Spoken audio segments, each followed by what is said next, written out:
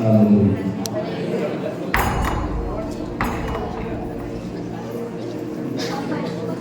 यीशु के मधुर और मीठे नाम से आप सभी को जय मसीह।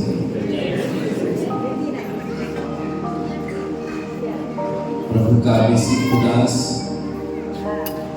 प्रोफेसर डैनियल जी को उनके फैमिली को भी मैं धन्यवाद देता हूँ। जय श्री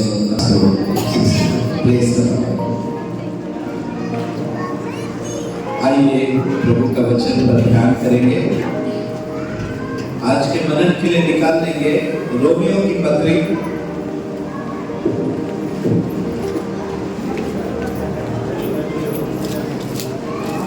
कोई भी भाई या बहन जो हिंदी में पढ़ सकते हैं आप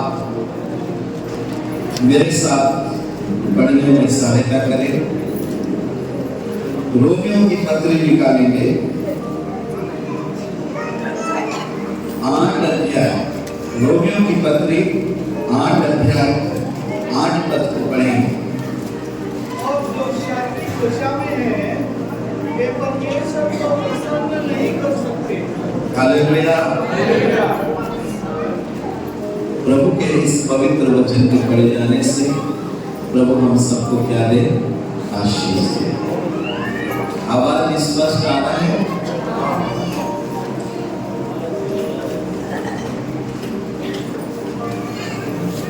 अभी इधर देखिएगा, यह लिखा है जो शारीरिक दशा में है। क्या में है? क्या में है? जो शारीरिक दशा में है वो परमेश्वर को प्रसन्न नहीं कर सकते।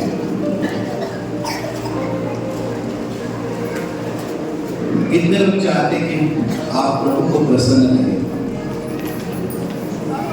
चाहते हैं? हालेलुया। तो ये आपके और मेरे लिए ये संदेश है। इसको क्या लिखा है इसमें? जो लोग शारीरिक दशा में हैं वो परमेश्वर को प्रसन्न नहीं कर सकते। शारीरिक दशा, ये जो शारीरिक दशा का मतलब क्या है, इसका क्या अर्थ है, इसको आप समझिए। शारीरिक दशा का 2 अर्थ बताऊंगा। पहला,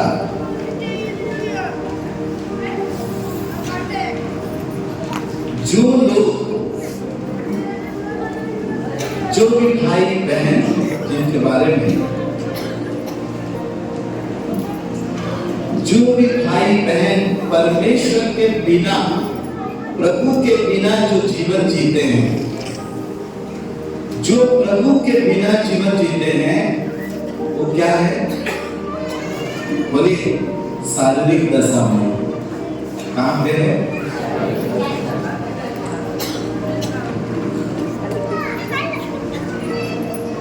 जो प्रभु के बिना जीवन जी रहे हैं, जिसके जीवन में प्रभु का कोई स्थान नहीं है, जिसके जीवन में परमेश्वर के वचन का कोई स्थान नहीं है, जिसके जीवन में परमेश्वर के वचन का, आज्ञा का कोई स्थान नहीं है, वो क्या है?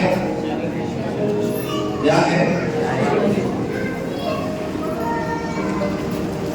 शारीरिक दशा।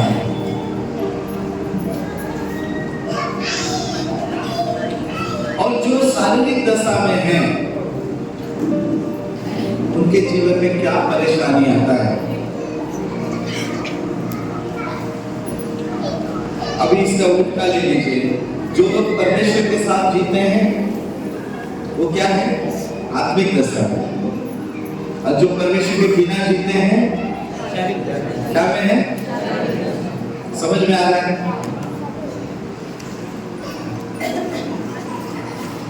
अभी मैं बता रहा हूं, जो लोग परमेश्वर के बिना जीते हैं वो कौन है? शारीरिक दशा में है। और जो शारीरिक दशा में है उनके जीवन में क्या परेशानी आता है, क्या समस्या आता है, बाइबल उसके बारे में क्या लिखा है, कुछ बातें बताकर मैं आज आप लोगों को ये कहना चाहता हूं कि आप शारीरिक दशा में नहीं, आत्मिक दशा में प्रभु के साथ जीवन जीने में बिताओ, जिससे आप अनंत जीवन के वारिस हो जाए।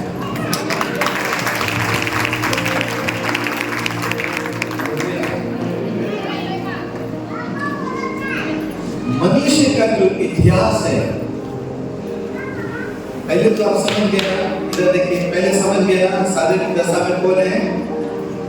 जो प्रभु के बिना जीवन जीता है, जिसके जीवन में परमेश्वर को कोई स्थान नहीं है, जिसके जीवन में परमेश्वर का वचन का कोई स्थान नहीं है।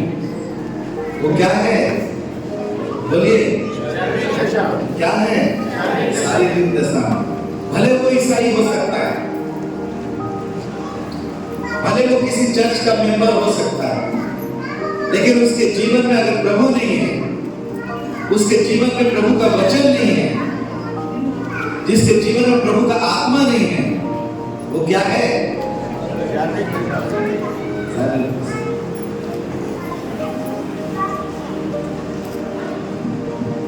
और जो शारीरिक दशा में है, प्रभु के बिना जीवन जी रहे, उसके जीवन में क्या परेशानी है, उसके इतिहास के बारे में क्या लिखा है, एक उदाहरण देकर मैं आपको समझाना चाहता हूं।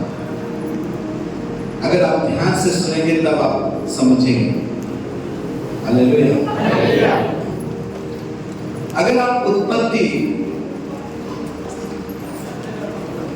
में अगर आप देखेंगे, आप तो सब जानते हैं बाइबल को, बस कुछ बातें बताते हुए मैं आगे बढ़ूंगा। उत्पत्ति की पुस्तक में अगर आप देखेंगे, परमेश्वर ने मनुष्य को क्या किया? अपने स्वरूप और अपने समानता में क्या किया? पहले आदम को बनाया, उसके बाद परमेश्वर आदम की पसली से निकालकर हवा बनाया, और दोनों को प्रभु ने क्या किया? आशीष दिया, फलो और इस पृथ्वी पर क्या हो जाओ, फैल जाओ। फिर परमेश्वर ने कहा, आकाश के पक्षी, समुद्र के मछली और जीव जंतु के ऊपर क्या रखो? अधिकार। परमेश्वर ने आदम और हवा को ब्लेस किया, और परमेश्वर ने कहा, परमेश्वर ने इन दोनों को अदन की बगीचा में रखा, और परमेश्वर ने कहा कि इस बगीचा के वाटिका के अंदर जो फल है सब खा लो, पर भले और बुरे के ज्ञान के वृक्ष का फल जो बीचों बीच लगा है उसे नहीं खाना। इसके बारे में बहुत सारा संदेश है, पर मैं उसमें नहीं जाना चाहता हूं, मैं अपने संदेश में रहना चाहता हूं। और परमेश्वर ने कहा,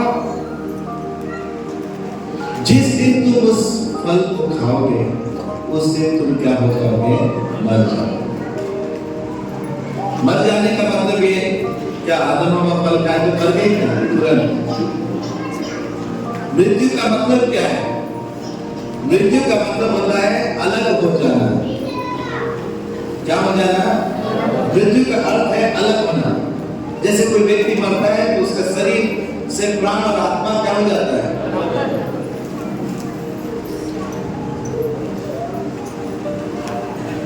बाइबल में लिखा है, बुढ़ा पुत्र अपने पिता से क्या हो गया? अलग हो गया। जब अपने पश्चाताप किया, वापस आया, उसके पिता ने उसके लिए जब भोज तैयार किया, शाम के समय उसके बड़े बेटे आया, वो अंदर नहीं जा रहा है, पिताजी उसको समझाया, देख तेरा भाई मर गया था, फिर से क्या हो गया? हो गया था, फिर से। मृत्यु का मतलब है अलग हो जाना। परमेश्वर ने कहा जिस दिन तुम उस फल को खाओगे उस दिन तुम्हारा और मेरा रिश्ता क्या हो जाएगा, खत्म हो जाएगा। और आदम हवा शैतान के बहकाव में आकर वो फल को खाए, और फल को जिस दिन वो खाए परमेश्वर जब आया तो ये लोग क्या किए, एक दूसरे को दोष लगाए और परमेश्वर ने उनको श्राप भी दिया, सांप को, हवा को, आदम को भी। और ये लोग आदम और हवा ये परमेश्वर से दूर चले गए। क्या हो गए, बोलिए ना, परमेश्वर से अलग हो गए। परमेश्वर एक रास्ते पर है, अब ये लोग का रास्ता, बाइबल कहता है आदम की बगीचा से बाहर निकाल दिए गए। वचन कहता है कि परमेश्वर ने कुछ गरुड़ों को, स्वर्गदूतों को आदम की बगीचा की रखवाली के लिए रख दिया और ये बगीचा से बाहर अलग हो गए। अब इन्होंने अपना एक रास्ता, आदम और हवा ने अपना एक क्या बनाया, रास्ता अपनाया। ये मनुष्य का इतिहास है, ये मनुष्य का इतिहास है। इन लोगों ने अपना एक रास्ता बनाया, परमेश्वर से अलग होकर। मैंने क्या कहा था, जो शारीरिक दशा में है। शारीरिक दशा का मतलब जो परमेश्वर के बिना जीवन जीता है। किसके बिना, किसके बिना, अभी आदम हवा किसके बिना जी रहे हैं, परमेश्वर के बिना, परमेश्वर के साथ ही परमेश्वर के बिना, परमेश्वर के साथ जी रहे थे।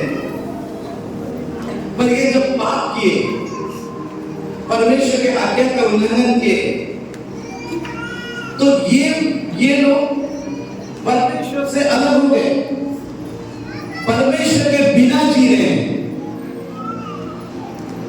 और ये लोग अपना एक रास्ता, ये मनुष्य का इतिहास है, मैं बता रहा हूं। मनुष्य ने अपना लिए एक रास्ता अपना लिए, परमेश्वर को छोड़ करके अपने एक रास्ता अपना लिए। ये आत्मिक दशा में थे, अब क्या में आ गए, शरीर की दशा में। प्रिय भाई बहनों, अब परमेश्वर के बिना जो इंसान जिएगा उसके जीवन में क्या प्रॉब्लम है, और जो परमेश्वर के साथ चलेगा उसके जीवन में क्या आशीष है, हमको उत्पत्ति में ही मिल जाता है। अब आदम और हवा परमेश्वर के बिना अपना एक रास्ता अपनाए, और बाइबल कहता है उत्पत्ति की पुस्तक अध्याय 5 आदम के वंशावली लिखा हुआ है। वहां पे किसका वंशावली, मनुष्य का वंशावली। हालेलुया। यहाँ पर लिखा है आदम की 5 अध्याय का 1 वचन पढ़ेंगे। आदम की वंशावली है, जब परमेश्वर ने मनुष्य की सृष्टि की, तब अपने ही स्वरूप में उसको बनाया। उसने नर और नारी करके मनुष्य की सृष्टि की और उन्हें आशीष दी, और उसकी सृष्टि के दिन उनका नाम आदम रखा। सृष्टि के दिन उसका नाम क्या रखा, ओके, आगे पढ़े। जब आदम 130 वर्ष का हुआ, तब उसके द्वारा उसकी समानता में सृष्टि के स्वरूप के अनुसार जो उत्पन्न हुआ। ध्यान से सुनना, इस वंशावली के अंदर में एक इतिहास छिपा हुआ है कि परमेश्वर के बिना जो इंसान जीता है उसका जीवन कैसा होता है, और जो परमेश्वर के साथ जीता है उसके जीवन में क्या आशीष आता है। हालेलुया। अभी देखो, आदम परमेश्वर से बनाया गया, आदम परमेश्वर का बाप न मान करके परमेश्वर से क्या हो गया, अलग हो गया। जब परमेश्वर से अलग हो गया आदम, तो बाइबल का हुआ, उसने अपने ही स्वरूप में एक पुत्र उत्पन्न किया। पहले तो कैन और हाबिल हुए। हाबिल को कैन ने मारा था, बाइबल में लिखा है, और कैन परमेश्वर के सम्मुख से दूर चला गया, तो उनको वंशावली से हटा दिया। आदम का ये नए वंशावली में हम देख रहे हैं। तो यहां से सुनिए प्रियो, आदम 130 वर्ष का हुआ तब आदम से वो पैदा हुआ सेत। क्या नाम हुआ यहां पर लिखा है? सेत। सेत का मतलब क्या है? सेत नाम का मतलब होता है किसी के स्थान पर नियुक्त करना। सेत का मतलब क्या है? नियुक्त करना, किसी के स्थान पर। हाबिल के स्थान पर उसको नियुक्त किया गया, आदम के स्थान पर उसको नियुक्त किया गया। अब ये आदम का वंशावली को कौन आगे लेके जाएगा? सेत। आदम किसके बिना जी रहा है? परमेश्वर के बिना। ये आत्मिक नहीं है, अब कहां पे आ गया है? शारीरिक। अब ये परमेश्वर के बिना जी रहा है, और उसका बेटा सेत भी परमेश्वर के बिना क्या कर रहा है? अभी जी रहा है। सेत आदम की वंशावली को आगे लेके जा रहा है। और बाइबल में ऐसा लिखा है,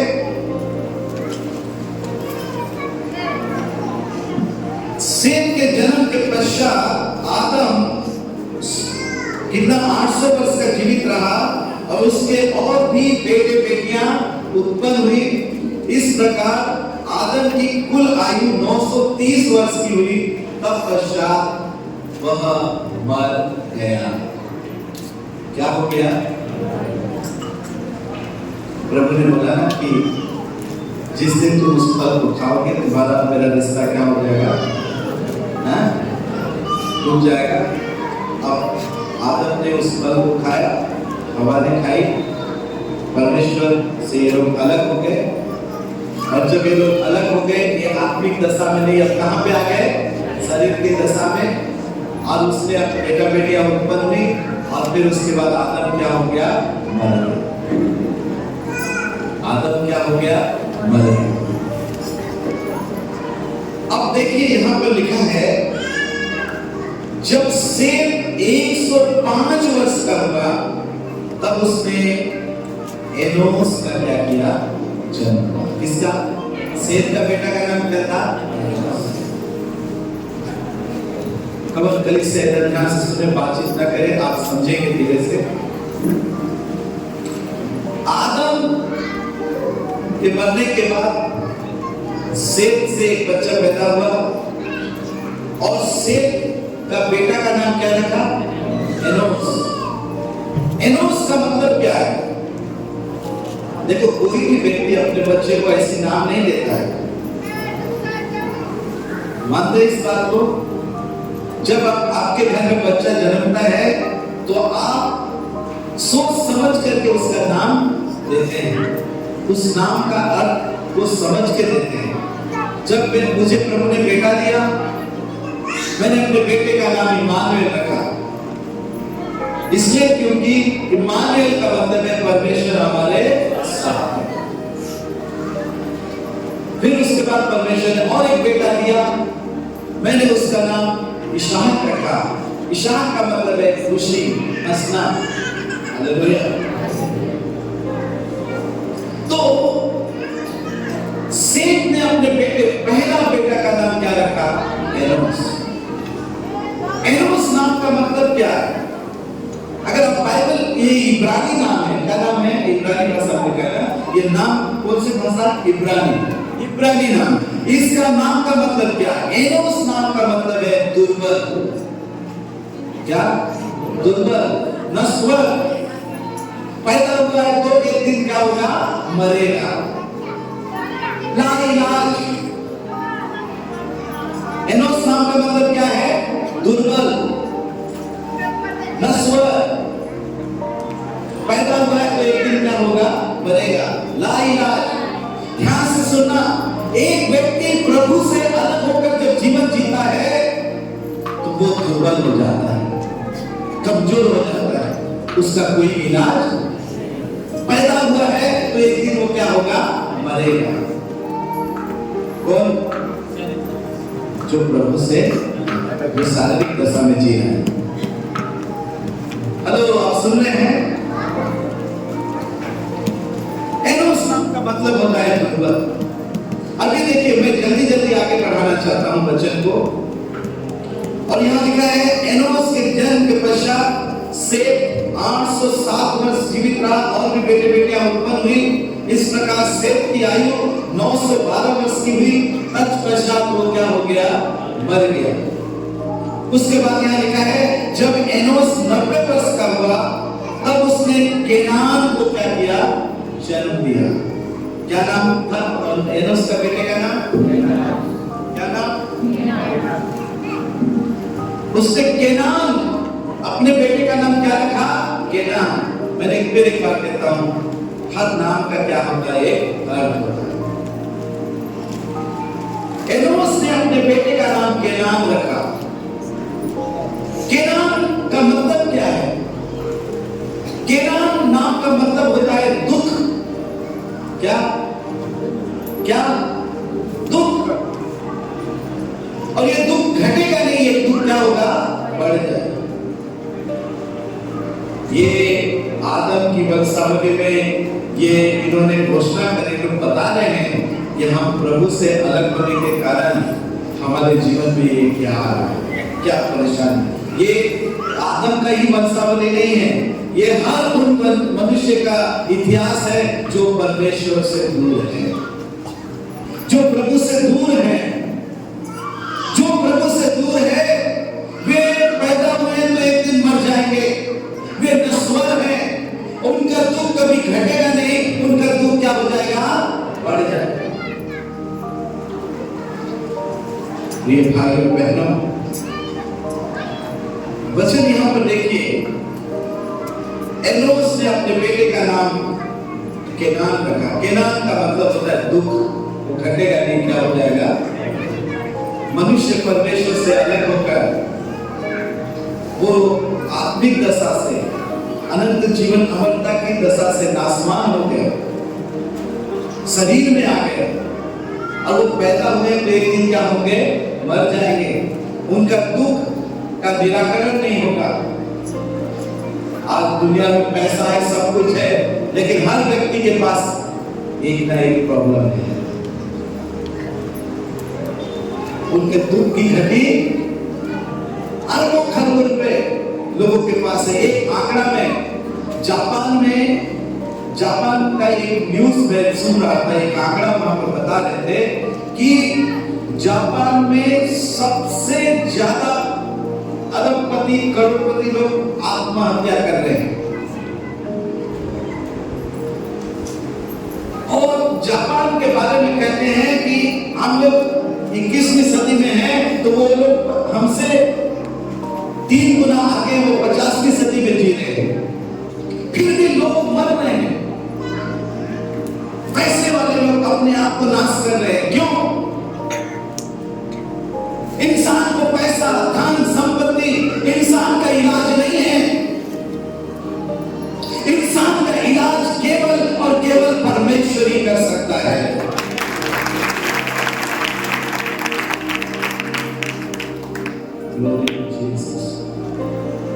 और इस बात को हमारे पुरखाओं ने बता दिए।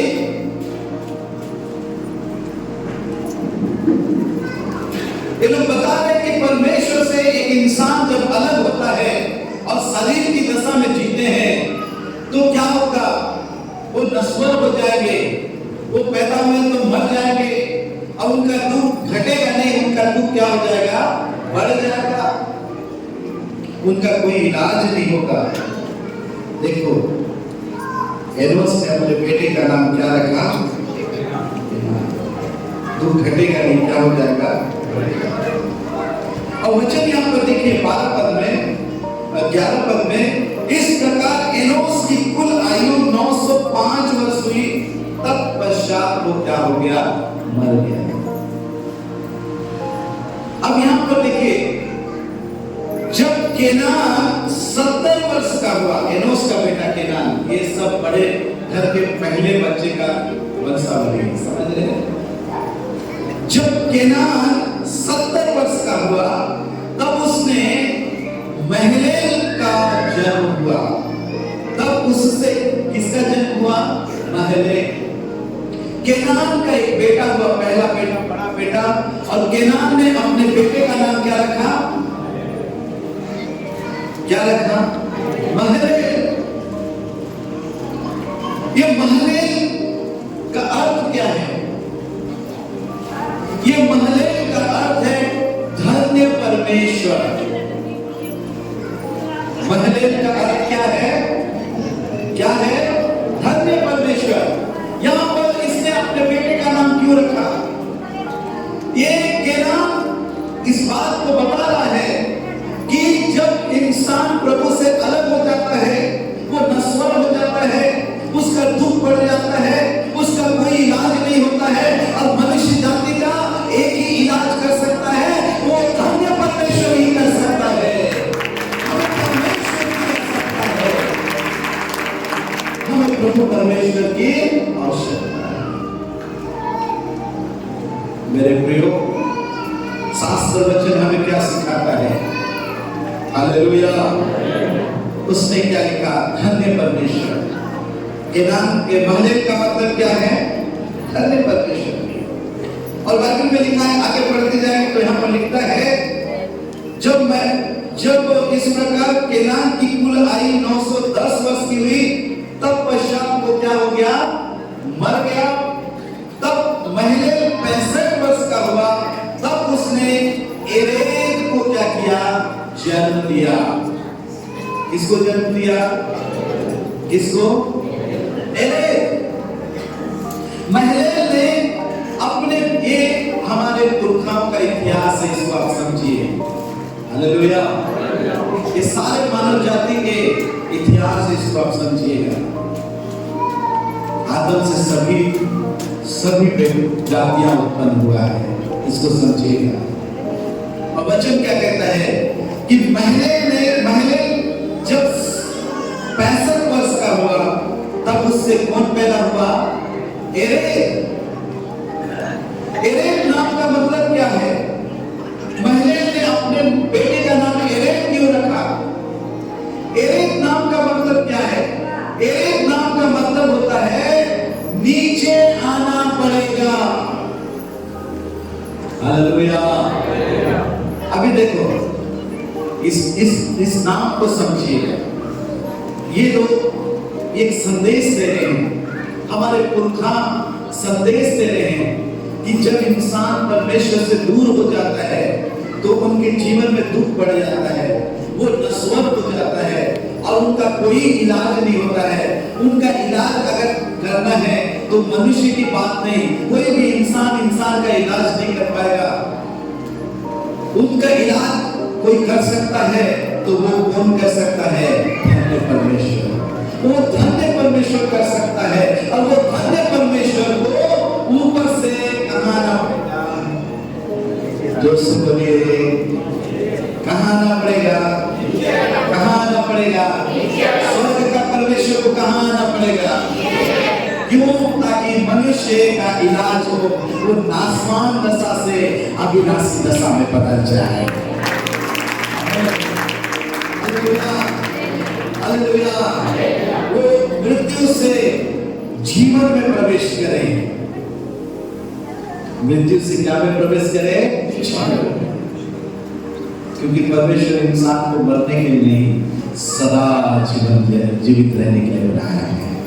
उनका आत्मा अमर है, और उनका शरीर को भी प्रभु अमरत्व में एक दिन बदल देगा। क्या आप सुन रहे हैं प्रभु का वचन? तो उस धन्य परमेश्वर को क्या करना पड़ेगा? नीचे आना पड़ेगा। ये यहाँ पर एक इतिहास है। और आपको मालूम, मनुष्य के जीवन के इस दुख को प्रभु देखा। मनुष्य परमेश्वर से अलग होने के कारण, भटक जाने के कारण, अपना एक मार्ग अपनाने के कारण मनुष्य के जीवन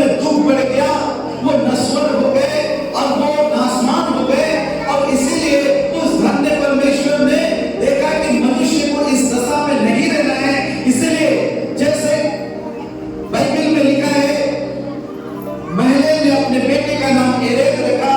ये लोगों की प्रार्थना है, ये लोगों की क्या है? प्रार्थना है। ये लोगों की दिली इच्छा है कि वो धन्य परमेश्वर को ऊपर से क्या है, नीचे आना होगा, तभी मनुष्य का इलाज हो सकता है।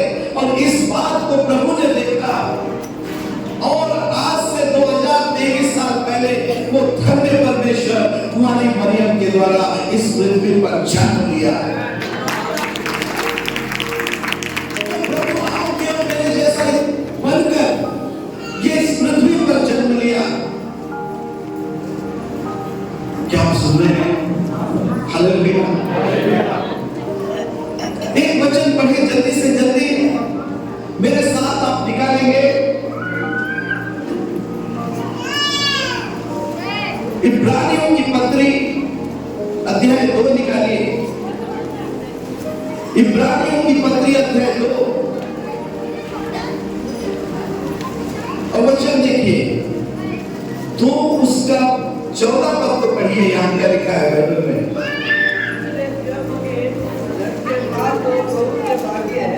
देखिए बाइबल कहता है, इसलिए जबकि नर के मांस और लहू के क्या है, भागी हैं।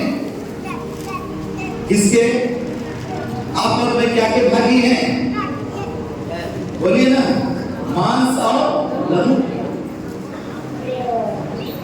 बाइबल कहता है इसलिए नर के मांस और लहू के भागी हैं, तो वह आप भी उनके समान उनका सहभागी हो गया।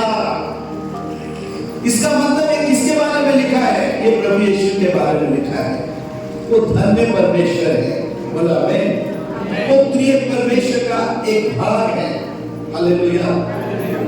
वो प्रभु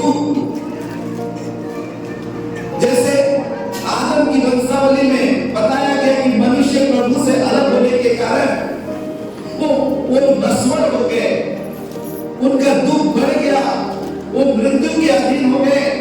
अगर उनसे मृत्यु से छुटकारा चाहिए, पाप से छुटकारा चाहिए, दुख से छुटकारा चाहिए, तो उसको कोई इंसान नहीं दे सकता, वो धन्य परमेश्वर ही दे सकता है।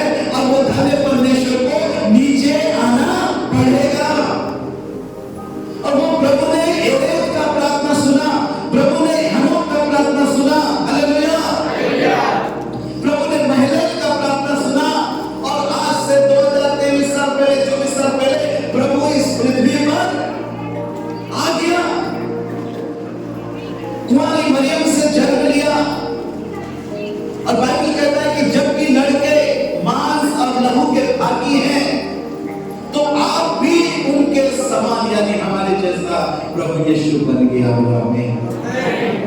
प्रभु आपके और मेरे जैसा इंसान बनकर इस पृथ्वी पर आया। यूहन्ना 1:1 में क्या लिखा है प्रभु यीशु के बारे में? है प्रभु यीशु मसीह के बारे में वहां पर परिचय लिखा हुआ है। यूहन्ना 1 उसका 1 में लिखा है प्रभु यीशु मसीह के विषय में क्या लिखा है, पढ़िए जल्दी से।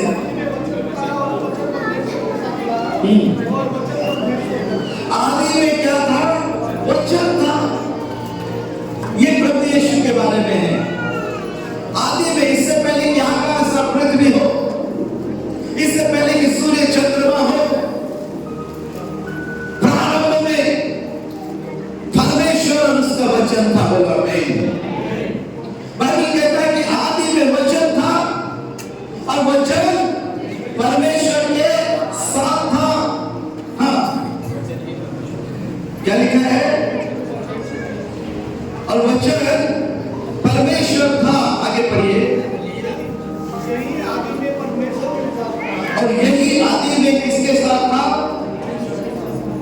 हाँ, सब कुछ उसी के द्वारा उत्पन्न हुआ। और बाइबल में यहाँ प्रभु यीशु के बारे में लिखा है, सब कुछ प्रभु यीशु के द्वारा क्या हुआ? उत्पन्न हुआ। हाँ, और जो उत्पन्न हुआ है, हाँ, उसमें से कोई भी वस्तु उसके बिना उत्पन्न नहीं। और जो कुछ भी उत्पन्न हुआ है, जो कुछ आप देख रहे हैं, चाहे वो देखी हो चाहे वो अनदेखी, जो कुछ आप देख रहे हैं, सब कुछ प्रभु यीशु के द्वारा उत्पन्न हुआ है। और बाइबल में आगे पढ़िए क्या लिखता है? उसमें जीवन उत्पत्ति किससे, जीवन किससे आया? प्रभु यीशु मसीह से। बोलिए आमीन। जीवन प्रभु यीशु से आया। मानव जीवन की शुरुआत किससे हुआ? प्रभु यीशु मसीह से। हालेलुया। और बाइबल कहता है उसमें जीवन था और वो जीवन मनुष्य का क्या है? ज्योति थी। ये हमारा प्रभु है। हालेलुया। और ये अद्भुत प्रभु, महिमा में प्रभु, वचन कहता है 14 पद पढ़िए क्या लिखा है? और वचन देहधारी हुआ। और ये महिमा में प्रभु यीशु मसीह एक शरीर को क्या किया? आपके और मेरे जैसा एक शरीर को धारण किया। दुनिया में कितने लोग आप सुन रहे हैं? वचन ने एक पवित्र शरीर को धारण किया। फिर एक बार पढ़िए क्या लिखा है? वचन देहधारी हुआ और अनुग्रह और सच्चाई से परिपूर्ण होकर हमारे बीच में डेरा किया। और हमने उसकी ऐसी महिमा देखी जैसे पिता के एकलौते की महिमा। Hallelujah, hallelujah, hallelujah. वो स्वर्ग का प्रभु परमेश्वर, प्रभु यीशु मसीह, त्रिएक परमेश्वर का एक भाग जो आदि से परमेश्वर के साथ था, और वो वचन था और वचन परमेश्वर था।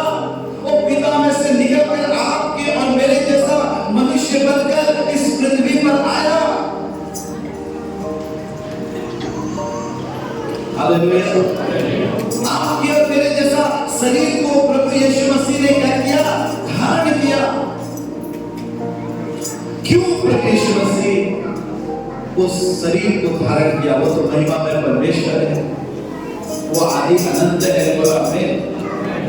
क्या आप सुन रहे हैं? हालेलुया। वो तो आदि अनंत है, महिमा में परमेश्वर है।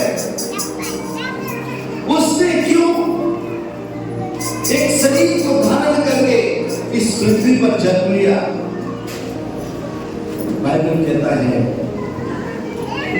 ताकि आप और मुझको पाप और मृत्यु के बंधन से वो आजाद कर दे। बोलिए आमीन। आप मुझको प्रभु पाप और मृत्यु के बंधन से क्या कर दे? आजाद कर दे।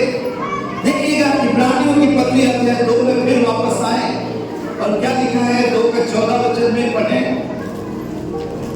पढ़िए। इसलिए जबकि लड़के मांस और लहू के भागी है, तो वह आपकी के समान उसका सहभागी हो गया, ताकि मृत्यु के द्वारा उसे जिसे मृत्यु पर शक्ति मिली थी अर्थात शैतान को निकम्मा कर दे। आगे पढ़े। और जितने मृत्यु के भय के मारे जीवन और दासत्व में फंसे थे उन्हें छुड़ा दे। हालेलुया। कितना अद्भुत बात है। प्रभु यीशु को समझिएगा। वो प्रभु, वो धन्य परमेश्वर जिसके बारे में कहा कि वो धन्य परमेश्वर को नीचे आना होगा, वो प्रभु आया। बोला आमीन। वो प्रभु आया, आपके और मेरे जैसा शरीर को धारण किया। बाइबल में लिखा है, फिलिपियों की पत्री उसका 2 अध्याय में लिखा है, फिलिपियों की पत्री 2 का 6 वचन से पढ़िए, जल्दी से जल्दी पढ़िए।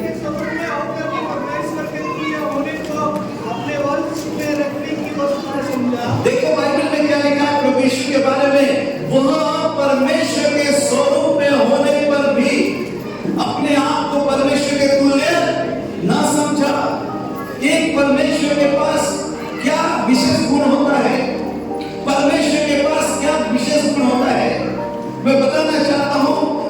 परमेश्वर के पास पहला वो अनादि परमेश्वर है, वो शाश्वत परमेश्वर है, वो कभी मर नहीं सकता, अनादि परमेश्वर। दूसरा वो सर्वव्यापी परमेश्वर क्या होता है? सर्वव्यापी। तीसरा वो सर्वज्ञानी, वो सर्व सामर्थ्य है, वो समय सीमा से क्या है? बाहर है।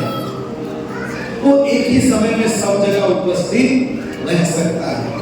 वो सब बातों को, आपके अतीत को, वर्तमान को, भविष्य को, सब बातों को वो क्या करता है?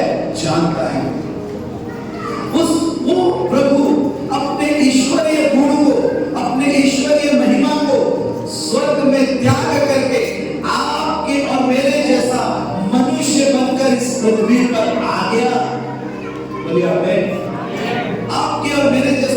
मनुष्य बनकर इस पृथ्वी पर क्या है आ गया। उसके बारे में लिखा है वो परमेश्वर के स्वरूप में होने पर भी अपने आप को परमेश्वर के तुल्य ना समझा। आगे पढ़े।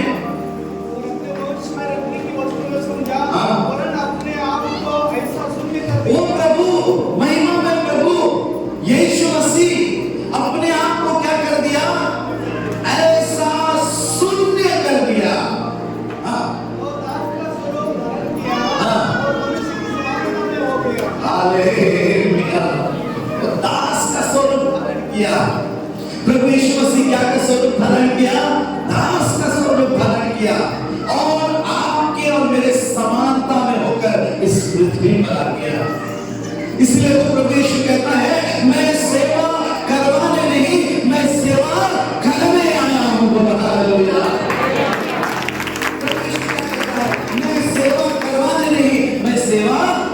दुनिया में बहुत से लोग आए, महात्मा संत लोग अपना सेवा करवा रहे हैं, लेकिन प्रभु ऐसा नहीं, वो सेवा करने आए। बोले हमें क्या सुन रहे हैं, वो सेवा करने, सेवा करवाने नहीं, सेवा करने आए। हालेलुया। आपके और मेरे समान बन गए। और धर्मशास्त्र बाइबल में लिखा है उसने आपके पापों का दंड को अपने ऊपर उठा लिया।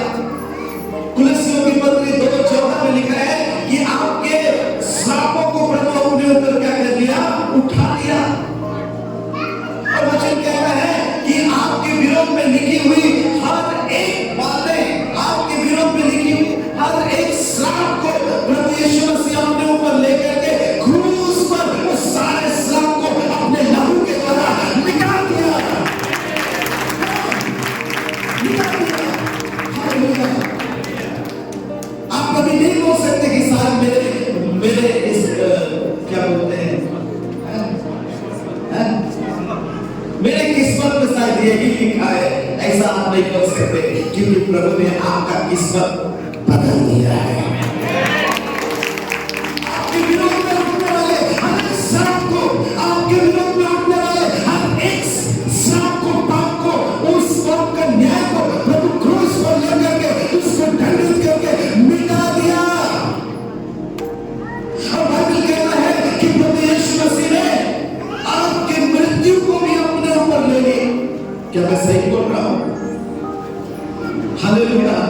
वो आपके मृत्यु को प्रभु यीशु अपने ऊपर ले लिया।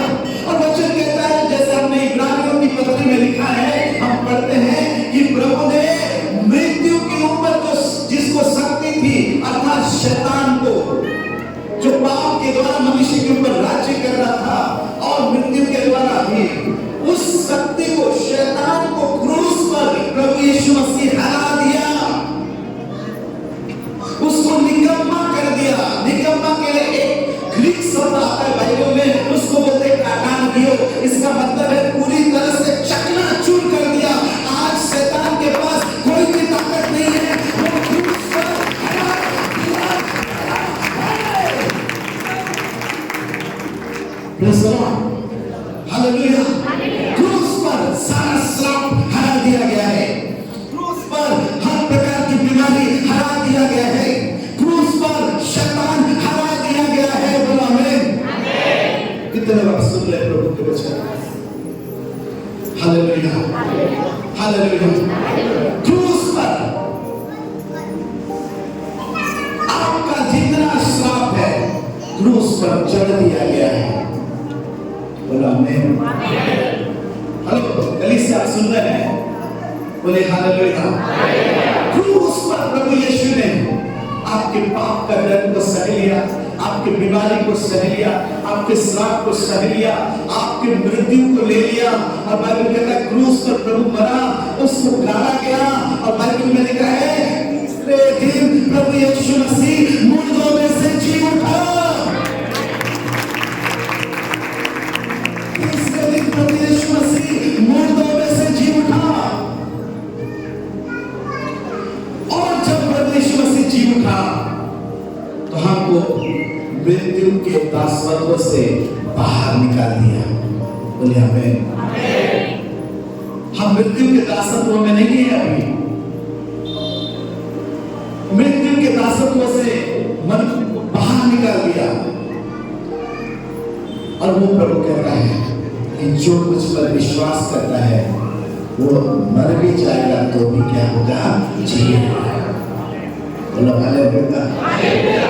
मर भी जाएगा तो भी क्या होगा, जिएगा। इब्रानी 2 अध्याय वापस आए। हालेलुया। फिर से पढ़े क्या लिखा है, 2 का 15 वचन।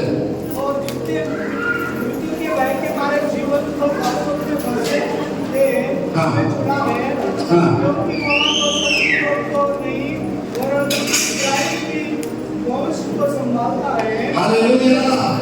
और यहाँ लिखा है, और जिनने मृत्यु के भय के मारे जीवन भर दासत्व में फंसे हैं, उन्हें क्या कर ले, छुड़ा ले।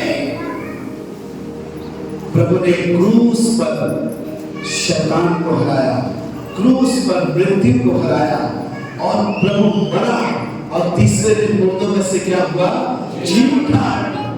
बोला आमीन। तीसरे दिन मुर्दों में से प्रभु जी उठा। और प्रभु कहता है कि मैं उन तमाम लोगों को जो मुझ पर विश्वास करते हैं, जो मेरी संगति में रहेंगे, मेरे साथ चलेंगे, उनको भी मैं मृत्यु के वश से क्या कर लूंगा, छुड़ा लूंगा। मेरे प्रिय, बाइबल कहता है तीसरे दिन जब प्रभु मुर्दों में से जी उठा, हालेलुया, और 40 दिन तक अपने चेलों से मिलता रहा। आमीन।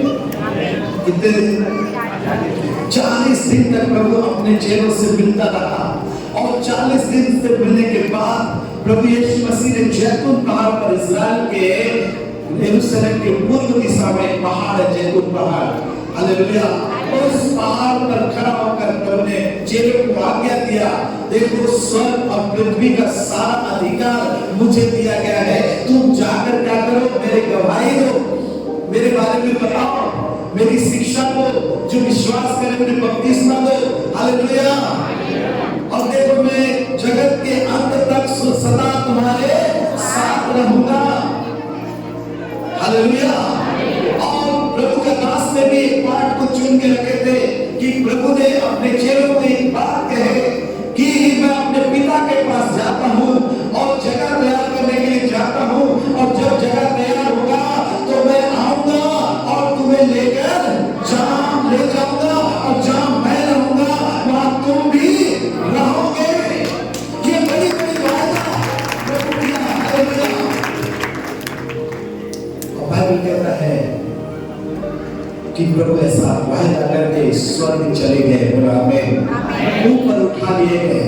सारे 500 चेले ऊपर देख रहे हैं, तो स्वर्ग को तारा कहे कि इधर क्यों देख रहे हो, जिस रीति से वो गया है उसी रीति से वो आएगा।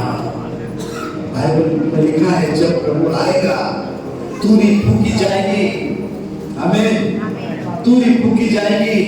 और वचन में लिखा है जो मसीह में मरे हैं वो मुर्दों में से क्या होंगे, जी उठेंगे, और जो जिंदा है वो बदल जाएंगे, आमीन, वो बदल जाएंगे और एक साथ हवा में उठा लिया जाएंगे।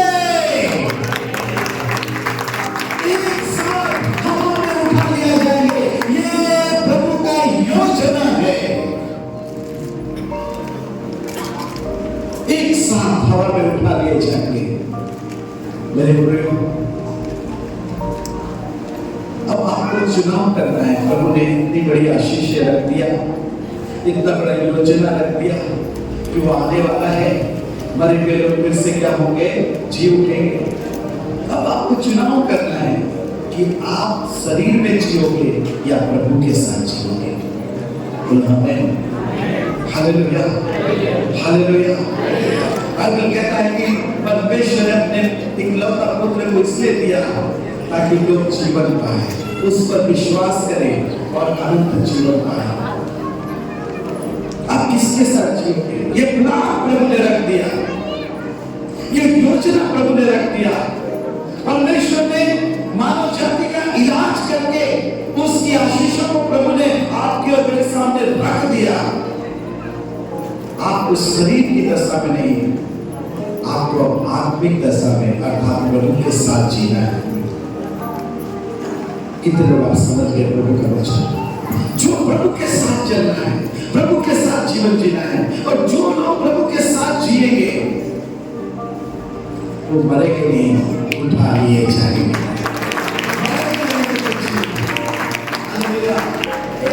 एक झलक हम पुराने नियम में फिर से हम आदम की वंशावली में हैं, एक झलक हम देखते हैं। बोलो हालेलुया। क्या आप सुन रहे हैं प्रभु का वचन? Hallelujah, hallelujah. बस 5 अध्याय में आएंगे। हालेलुया। 5 का 18 वचन फिर से पढ़ेंगे। जब येरेद 162 वर्ष का हुआ, हाँ, जब उसने हनोक को जन्म दिया। देखो यहाँ पर ये येरेद का मतलब है नीचे आना। सुन रहे हैं आप लोग? महलेल का मतलब है धन्य परमेश्वर, येरेद का मतलब क्या है? नीचे आना। वो धन्य परमेश्वर जब नीचे आएगा, बोलो आमीन, हमको वो सही बात दिखाएगा, सही बात सिखाएगा, और उनका बात मानकर प्रभु के साथ जो हो लेगा वो मरेगा नहीं, परंतु हमेशा क्या रहेगा? जीवित रहेगा। बोलो आमीन, हालेलुया। अभी देखो यहाँ पर लिखा है जब येरेद 162 वर्ष का हुआ तब उसने किसको जन्म दिया? हनोक को। हनोक का मतलब क्या है? हनोक नाम का मतलब क्या है? बाइबल कहता है हनोक नाम का अर्थ होता है शिक्षा पाना, शिक्षाएं। बोलो आमीन। क्या हनोक नाम का मतलब क्या है? शिक्षा, शिक्षा पाना, शिक्षाएं। मतलब धन्य परमेश्वर को स्वर्ग से नीचे आएगा और वो मनुष्य को क्या करेगा? जीवन का मार्ग सिखाएगा। बोलो आमीन। वो बताएगा, वो रास्ता दिखाएगा, वो सिखाएगा। और यीशु ने क्या कहा? मैं मार्ग हूँ, मैं सत्य हूँ, मैं जीवन हूँ। यदि मेरे पीछे जो चलेगा वो ठोकर नहीं खाएगा, जो मेरी बात मानकर चलेगा वो अनंत जीवन को पाएगा। बोलिए आमीन। यीशु ने कहा मैं अच्छा चल रहा हूँ और लोग आप मेरी भेड़ें हो, और जो भेड़ मेरे पीछे चलता है, हालेलुया, उसे कोई भी मेरे हाथ से छीन नहीं सकता। वे मेरे हाथ में रहेंगे और मैं अपने भेड़ को अनंत जीवन देता हूँ। हनोक नाम का मतलब क्या है? शिक्षा, शिक्षा पाना। प्रभु सिखाएगा। बोलो हालेलुया। क्या आप सुन रहे हैं? बोले हालेलुया। और वचन कहता है हनोक को प्रभु ने सिखाया, जैसा नाम वैसा काम। बोलो हालेलुया। हनोक को प्रभु ने सिखाया, हनोक से प्रभु बातचीत करना शुरू किया, और इसीलिए यहूदा की पत्री में लिखा है हनोक ने भविष्यवाणी किया कि यीशु मसीह आने वाला है। हनोक को प्रभु दर्शन दिया, हनोक को प्रभु यीशु के बारे में बताया। परमेश्वर पिता ने बताया कि वो प्रभु आएगा, और हनोक इस बात को जान गया। हनोक के जीवन में एक प्रकाशन आया। बाइबल कहता है कि हनोक का एक बेटा हुआ, उसने अपने बेटे का नाम मतूशेलह रखा। क्या नाम रखा? मतूशेलह। मतूशेलह का मतलब क्या है? मतूशेलह का मतलब होता है जल प्रलय। मतलब ये लड़का मतूशेलह जब तक जिंदा रहेगा तब तक जल प्रलय नहीं आएगा। जिस दिन ये लड़का मर जाएगा इस पृथ्वी पर परमेश्वर का क्या आएगा? न्याय आएगा। और जब ये शिक्षा, ये प्रकाशन परमेश्वर की ओर से, ये ज्ञान, ये वचन जब हनोक के जीवन में आ गया, हनोक के अंदर प्रभु का भय आ गया। और बाइबल में लिखा है 300 साल तक हनोक परमेश्वर के साथ साथ चलता रहा। 300 साल हनोक परमेश्वर के साथ साथ चलता रहा। और बाइबल में लिखा है जब हनोक प्रभु के साथ साथ चलता रहा, वचन कहता है कि परमेश्वर ने हनोक को जीवित स्वर्ग में उठा लिया। क्योंकि वो शारीरिक दशा में नहीं, वो क्या है, आत्मिक दशा। हालेलुया। उनके भी तो बेटे बेटियां थे, उनका भी घर था, उनका भी परिवार था, सब कुछ रहने के बावजूद भी, सब काम धाम सब कुछ रहने के बाद भी हनोक प्रभु के साथ साथ चलता रहा। जो प्रभु के साथ चलता है वो शरीर की नहीं, वो आत्मिक दशा में है, और आत्मिक दशा में कोई मरेंगे नहीं, वो जिएंगे, वो जिएंगे, वो जिएंगे। और बाइबल कहता है जो मसीह में है वो से बात होकर जीवन में प्रवेश कर चुके हैं। धन्य परमेश्वर के साथ जो चलेगा, एक झलक बोला मैं, हालेलुया, क्या आप सुन रहे हैं? धन्य परमेश्वर के साथ जो चलेगा वो व्यक्ति एक दिन उठा लिया जाएगा, उठा लिया जाएगा। अब सवाल ये है, तो धन्य परमेश्वर तो आ गया कि उसने हमको सिखाया, वो हमारे साथ और पापों पर दंड लेकर क्रूस पर मरा और तीसरे दिन मुर्दों में से जी उठा। उसने वचन सिखाया, उसने अपने पिता के पास भी चला गया, कहा मैं लेने के लिए आ रहा हूँ, और उसने ये भी कहा कि मैं जा रहा हूँ मगर एक सहायक अर्थात पवित्र आत्मा को तुम्हारे लिए मैं दे रहा हूँ, तुम उसके लिए प्रार्थना करो। बोला मैं, उसके लिए क्या करो? प्रार्थना करो। जब परमेश्वर का आत्मा तुम पर आएगा, तुम शारीरिक नहीं, तुम क्या हो जाओगे? आत्मिक हो जाओगे, क्योंकि परमेश्वर का आत्मा परमेश्वर है, परमेश्वर का एक भाग है। बोला मैं, वो सब कुछ सिखाया और वो चला गया, वो आने वाला है प्रियो, और परमेश्वर आने वाला है, प्रभु आने वाला है। और बाइबल कहता है जो प्रभु के साथ साथ चले हैं वो उठा लिए जाएंगे। वो क्या किए जाएंगे? उठा लिए जाएंगे, उठा लिए जाएंगे। बोलो हालेलुया। उठा लिए जाएंगे, उठा लिए जाएंगे, उठा लिए जाएंगे, उठा लिए जाएंगे। अब सवाल ये है मेरे प्रियो, अभी आप शरीर की दशा में हो या आत्मिक दशा? अगर आप प्रभु के बिना जीवन जी रहे हैं, देखो चर्च बैठना अलग बात है, सुन रहे हैं आप लोग? चर्च बैठना अलग बात है, मसीह क्रिश्चियन होना अलग बात है, लेकिन मसीह प्रभु का आत्मा, उसका वचन हमारे जीवन में होना अलग बात है। बोलिए आमीन, हालेलुया। सवाल, यदि आप नाम मात्र का मसीह जीवन जी रहे हैं,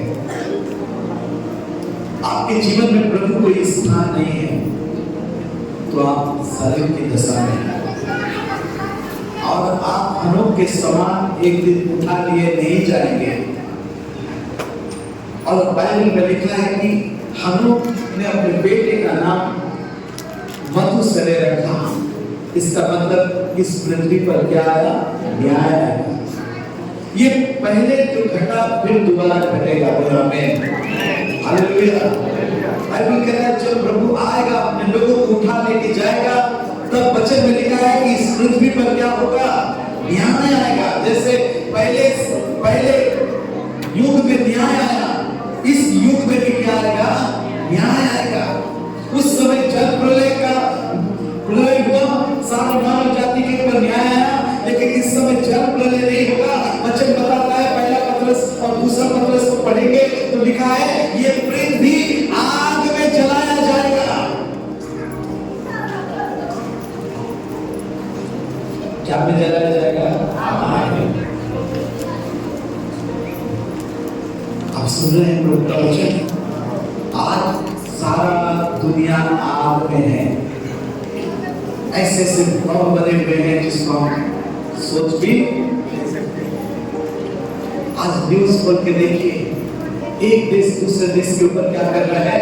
हमला कर रहा है। और प्रभु यीशु ने कहा मेरे आने के दिनों में जगह जगह भूकंप होंगे। प्रभु यीशु ने कहा मेरे आने के दिनों में महामारी होगा। प्रभु यीशु ने कहा मेरे आने के दिनों में जाति पर जाति और राज्य पर राज्य क्या होगा? चढ़ाई होगा। लेकिन ये अंत नहीं होगा। पर जब मैं आऊंगा, मेरे लोगों को हनोक के समान जब मैं उठा ले जाऊंगा, उसके बाद पृथ्वी आग से जलाया जाएगा। क्या सुन रहे हैं? आग से जलाया जाएगा। आज परमेश्वर मनुष्य जाति के लिए एक सबसे बड़ा वरदान प्रभु दिया है, सबसे बड़ा वरदान। न जाने क्यों प्रभु का आत्मा ने मुझे इस बात को बताने के लिए कह रहा है। और सबसे बड़ा वरदान क्या है जो मैं आपको बताना चाहता हूं? मेरे साथ आप निकालिए। हालेलुया, क्या आप सुन रहे हैं? Praise the Lord, praise the Lord, hallelujah. दूसरा पत्रस 3 अध्याय, सबसे बड़ा वरदान जो प्रभु मनुष्य को दे के रखा है। बोलिए आमीन। मेरे साथ पढ़े दूसरा पत्रस 3 अध्याय,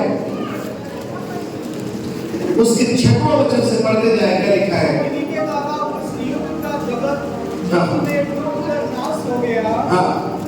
और वर्तमान काल के आकाश और पृथ्वी उसी वचन के द्वारा इसलिए रखे हैं कि जलाए जाए। क्या किए जाए? पहले युग में पृथ्वी को पानी के द्वारा प्रभु ने क्या कर दिया? डुबा दिया, न्याय किया। लेकिन ये वर्तमान युग में, इस युग में बाइबल कहता है परमेश्वर सिर्फ इस पृथ्वी को ही नहीं, आकाश को भी और पृथ्वी को भी जलाएगा। प्रकाशित वाक्य में लिखा है आकाश के तारेगण आपस में टकरा जाएंगे और टूट टूट कर गिरेंगे, और उसके जो ऊपर से जो टूट के गिरेगा और जो पानी में गिरेगा वो पानी नाकदौना सा कड़वा जहरीला हो जाएगा। पृथ्वी का एक तिहाई जीव जंतु खत्म हो जाएगा। मेरे प्रियो, वचन कहता है, परमेश्वर का वचन कहता है कि ये आकाश और पृथ्वी उसी वचन के द्वारा क्या किए जाएंगे? जलाए जाएंगे। और आगे पढ़िए क्या लिखा है? न्याय और नाश होने के दिन सब ऐसे ही रखे रहेंगे। हाँ, आगे बढ़े। यह एक बात तुमसे छिपी न रहे। हे प्रियो, ये बात तुमसे क्या न रहे? छिपी न रहे कि प्रभु के यहाँ एक दिन 1000 बरस के बराबर है और 1000 बरस एक दिन के बराबर है। आप और मैं सोचते हैं बहुत लेट हो रहा है, प्रभु के दोबारा आने का समय लेट हो रहा है, आप और मैं सोच रहे हैं। लेकिन नहीं प्रियो, प्रभु लेट नहीं कर रहा है। प्रभु का एक दिन 1000 बरस के बराबर है ना? हमारा 1000 बरस, प्रभु का एक दिन, प्रभु का एक दिन हमारे 1000 बरस के बराबर है। और बाइबल कहता है परमेश्वर का वचन में 9वां वचन पढ़िए क्या लिखा है? प्रभु अपनी प्रतिज्ञा के विषय में देर नहीं करता। हाँ। जैसे देर कितने लोग समझते हैं। हाँ। और तुम्हारे विषय में धीरज करता है। और बाइबल कहता है प्रभु अपनी प्रतिज्ञा के विषय में क्या नहीं करता? देर नहीं करता। जैसी देर कुछ लोग क्या करते हैं? समझते हैं, परंतु तुम्हारे विषय में धीरज धरता है। क्या लगता है परमेश्वर? तुम्हारे विषय में क्या धरता है? धीरज धरता है। आगे पढ़िए क्या लिखा है? 9 वचन जल्दी से पढ़िए। प्रभु अपनी प्रतिज्ञा के विषय में देर नहीं करता। जैसी देर कितने लोग समझते हैं। और तुम्हारे विषय में धीरज करता है और नहीं चाहता कि कोई नाश हो। और ये सबसे बड़ा ब्लेसिंग है हमारे जीवन में, सबसे बड़ी आशीष। बोलो हालेलुया। परमेश्वर ने हमको आशीष देके रखा है और कहता है परमेश्वर नहीं चाहता कि कोई भी व्यक्ति क्या हो? नाश हो। परमेश्वर नहीं चाहता कोई भी व्यक्ति नाश हो, इसीलिए परमेश्वर ने क्या दिया है? पढ़िए क्या लिखा है? कि सबको मन फिराव का अवसर मिले। और इसीलिए बाइबल कहता है कि परमेश्वर हर व्यक्ति को क्या दे रहा है? क्या दे रहा है? कौन सा अवसर दिया है? कौन सा वरदान दे रखा है? मन फिराव का। बोलो आमीन। कौन सा वरदान दिया है? कौन सा वरदान दिया है? मन फिराव। अगर आप प्रभु से दूर हो गए हैं, मन फिराने का मतलब होता है मुड़ जाना। बोलो आमीन। मन फिराने का मतलब क्या होता है? मुड़ जाना। यदि आप प्रभु से दूर हो गए हैं, कुछ ऐसे पापों में फंसकर आप प्रभु से दूर हो गए हैं, देखो चर्च आने वो बड़ी बात नहीं है, लेकिन आपके जीवन में प्रभु नहीं है, आप प्रभु से अभी भी दूर हैं। सुन रहे आप लोग? यदि आप अभी भी पाप में और अशुद्धता में, गुप्त पापों में फंसे हुए हैं, आप अभी भी प्रभु से क्या है? दूर। नीति वचन 28:13 में लिखता है कि जो अपने अपराध को छिपा के रखता है उस पर दया नहीं, उसका काम सफल नहीं। आज कितने लोग हैं जो गुप्त पापों में फंसे हैं, अपने अपराधों को छिपा के रखे हैं, उनका काम सफल नहीं होगा। वो जो भी करेंगे उनके जीवन में सफलता नहीं आएगा।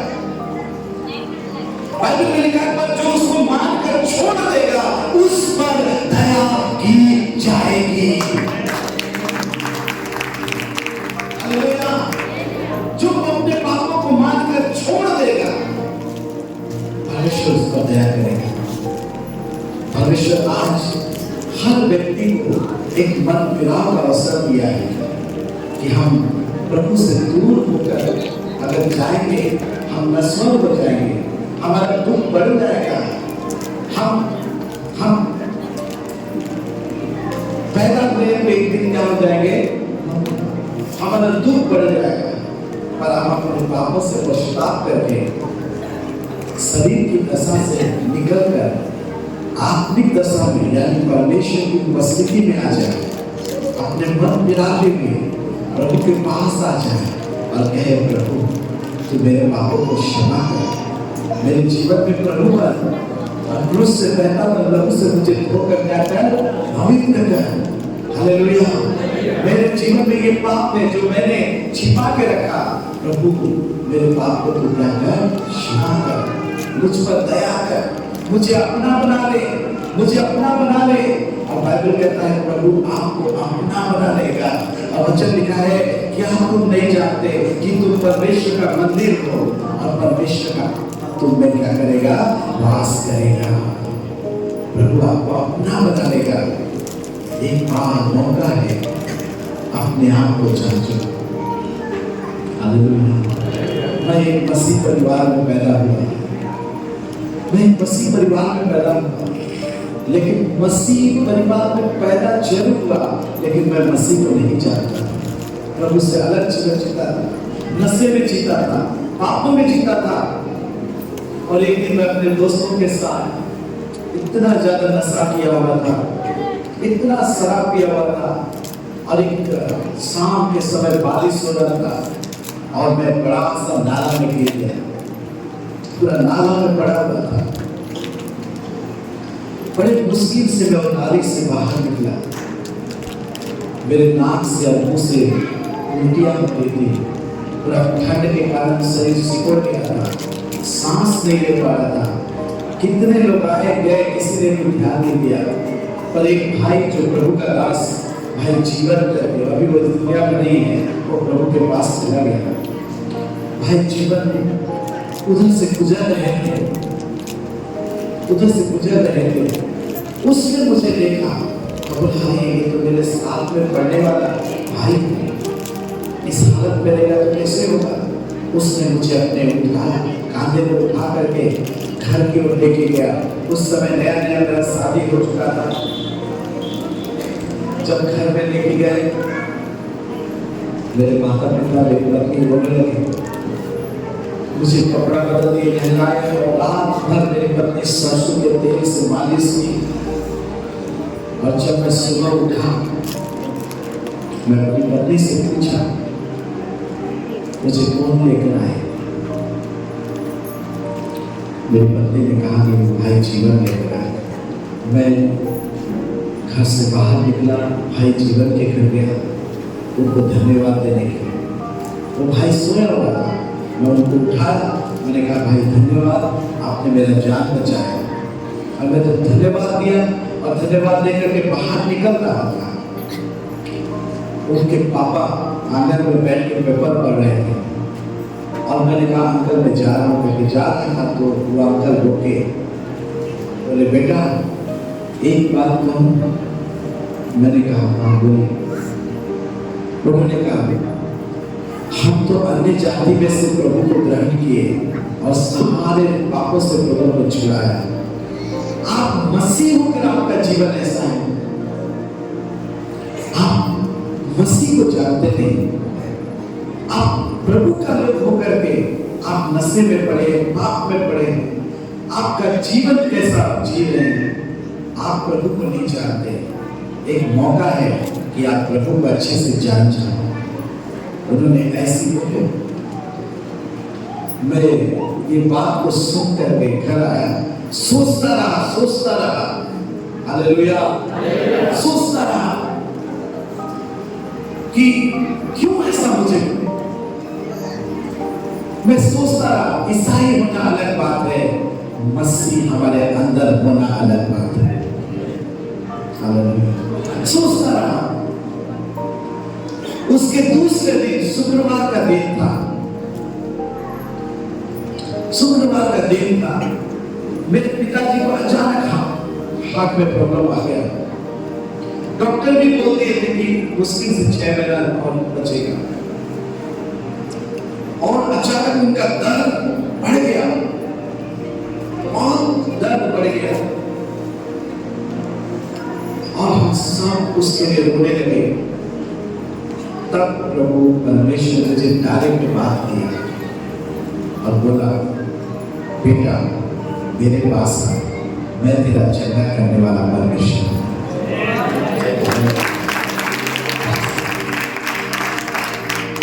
बेटा मेरे पास आ, मैं तेरा चंगा करने वाला परमेश्वर। मुझे आज भी याद है, आज ही का दिन शुक्रवार का दिन था। नजदीक एक चर्च लगता था और मेरे पास्टर मसीह चरण बहुत बुजुर्ग प्रभु का दास, वो लोग प्रेयर दे रहे थे। मैं घर से निकला और सीधे चर्च में आया, और वहां घुटना टेककर पहली बार मैं घुटना टेककर रोते हुए आंसुओं के साथ मैंने अपने पापों से पश्चाताप किया। बोला प्रभु मैं पापी हूं, मुझे इस पाप के बंधन से छुड़ा, नशे के बंधन से छुड़ा, अशुद्धता के बंधन से छुड़ा, और मुझ पर दया कर मेरे जीवन में आ प्रभु। मैं तेरे साथ जीना चाहता हूँ। मेरे अंदर मेरा प्रभु का और मेरी सुधि ले, मेरे परिवार की शुद्धि ले। मेरे पिताजी मृत्यु की दशा में है, अभी उसका उम्र भी नहीं हुआ है, और वो अकेला घर का काम करने वाला है। प्रभु तू सहायता कर। जो मन में आया मैंने रोते हुए बोला, और उसके बाद मैं घर वापस आया। जैसे आया मेरे पिताजी चंगा हो गए।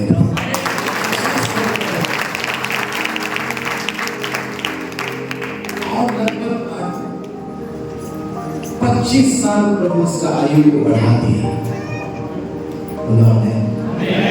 आज परमेश्वर के पास जो सच्चाई से आएगा, मैंने कहा शारीरिक व्यक्ति परमेश्वर को प्रसन्न नहीं कर सकता, आत्मिक व्यक्ति ही परमेश्वर को प्रसन्न कर सकता है। हालेलुया। शारीरिक व्यक्ति कौन है? जो परमेश्वर के बिना जीवन जी रहा है, जो परमेश्वर से दूर जीवन जी रहा है, वो शारीरिक है। मेरे प्रियो, आज मन फिराव का अवसर है। वो धन्य परमेश्वर आया, सिखाया, और वो आपका दुख तकलीफ को उठाकर क्रूस पर मरा, तीसरे दिन जी उठा और स्वर्ग गया। वो आने वाला है। इससे पहले मेरे प्रियो, हम अपना जीवन को प्रभु के हाथ में दे दें। हालेलुया। हम अपने आप को प्रभु के हाथ में सही रीति से लाएं और अपने आप को जांचें, अपने पापों से पश्चाताप करें। यदि आप कोई गुप्त पाप छिपा के रखे हैं, कोई अनैतिक संबंध में है, कोई ऐसे बातों में फंसे हैं, आज ही उन सारे पापों से तौबा कर ले। कह प्रभु मैं संपूर्ण रीति से तेरे हाथ में अपने आप को देता हूँ। तू मेरे जीवन में आ, मैं तेरे साथ चलना चाहता हूँ, मैं तेरे संग चलना चाहता हूँ। तू मुझे धो, मुझे पवित्र कर अपने लहू से, और अपनी आत्मा मेरे अंदर डाल कि मैं सच्चाई के साथ हनोक के समान जीवन भर आपके साथ चलूंगा। प्रभु मेरी सहायता कर। जो इस निर्णय के साथ प्रभु के पास आएगा। मैं बताना चाहता हूं जब आप ऐसा प्रार्थना करेंगे, प्रभु आपके अंदर काम करना शुरू करेगा। प्रभु आपके अंदर काम करना शुरू करेगा। हालेलुया। और एक बड़ा चमत्कार आज इस दौर में जाएगा। एक बड़ा चमत्कार, मैं अपनी सेवा में मुर्दे को जिंदा होते हुए भी, अपने को देखते हुए, नगरों को चलते हुए, हजारों हजारों को परमेश्वर अद्भुत रीति से बचाते हुए देखा हूं। वो परमेश्वर न बदलने वाला परमेश्वर है। अगर आप दिल से पुकारोगे, आज की इस दोपहर के समय में आपके परिवार के अंदर एक बड़ा चमत्कार हो जाएगा।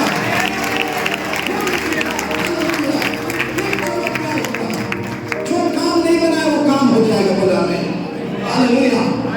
क्या आप सुन रहे हैं? जब आप पुकार रहे हो, जब आप मांग रहे हो, जब आप बोल रहे हो प्रभु मेरे जीवन में आ, प्रभु अपनी आत्मा को मेरे अंदर डाल, मैं तेरे साथ जीना चाहता हूं। अभी तक जैसा जीवन जिया प्रभु, बाइबल में कहता है हनोक कितना साल तक, उससे पहले 65। हालेलुया। उसका बेटा जब तक पैदा नहीं हुआ था तब तक वो अपना जिंदगी जैसा जीना चाहता था वो जिया, लेकिन उसने निर्णय लिया। जब प्रभु बात किया, उसने निर्णय लिया कि नहीं प्रभु, अब मैं आपके साथ जीना चाहता हूं। एक मन फिराकर प्रभु के पास आ गया।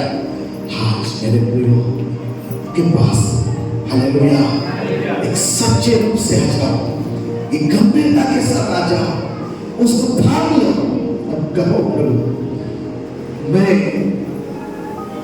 तेरे साथ चलना चाहता हूं, तेरे साथ जीना चाहता हूं। जब आप ऐसा बोल रहे हैं, ऐसा आप प्रार्थना कर रहे हैं, परमेश्वर का सामर्थ, परमेश्वर का आत्मा का सामर्थ आपके जीवन में आएगा। बोला आमीन। परमेश्वर का सामर्थ आपके जीवन में आएगा। असंभव कुछ भी नहीं है। बोला आमीन। असंभव कुछ भी नहीं है, कुछ अद्भुत आपके जीवन में हो जाएगा। बोला हालेलुया। मैं एक गवाही देना चाहता हूं, पश्चाताप की प्रार्थना में क्या सामर्थ है मैं बताना चाहता हूं, एक गवाही देना चाहता हूं। हालेलुया। हमारे चर्च में एक ब्रदर जिसका नाम सुशील सोनी ने कल भी बताया था, ब्रदर की गवाही बताना चाहता हूं। इस गवाही को बता के मैं आज आपके लिए प्रार्थना करूंगा। बोलिए हमें इधर आ जाएंगे मेरे पास में। हालेलुया। मैं बताना चाहता हूँ ब्रदर सुशील कुमार सोनी जगदलपुर हमारे चर्च के विश्वासी भाई, उसकी गवाही बताऊंगा। उसके बड़े भाई बंसीलाल सोनी बहुत बड़े तांत्रिक थे और एक उनके 8